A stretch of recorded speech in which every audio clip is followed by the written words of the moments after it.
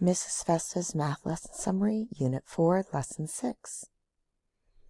You're looking for the page that says 4.6, 4.7, using diagrams to find the number of groups and fraction of a group. Fill in the blank. Matt used 3 1/3 cups of flour to make several batches of cupcakes. Each batch used 2/3 cups of flour.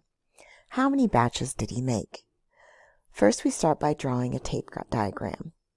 Our diagram shows 1, 2, 3, and another box. Each whole box is split into 3 individual pieces to represent the thirds. This is our 3 1/3. So we have 10 total boxes in our tape. We are splitting them up into 2 out of every 3. So you'll see each box of 3 has 2 shaded in lighter, for 2 out of every 3. This means that 2/3 times 5 groups equals 3 1/3. We have 5 groups of 2 that can be made out of each of those third sets. So 3 1/3 divided by 2/3 equals 5. Write a multiplication and a division equation for each of the following questions. Draw a tape diagram to find the solution. How many 3/2 are in 4? We start with our 4 and we split it in half going across. And now we're counting how many 3s we can make. Well, we can make 2 full sets of 3. And then we have 2 pieces left over for 2 out of the 3. So 2 2/3. A number times 3/2 equals 4.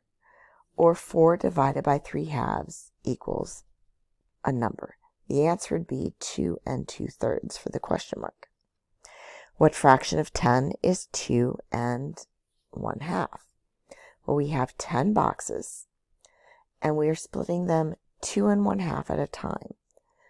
So we each have 2 1/2 boxes, so there's 1/4.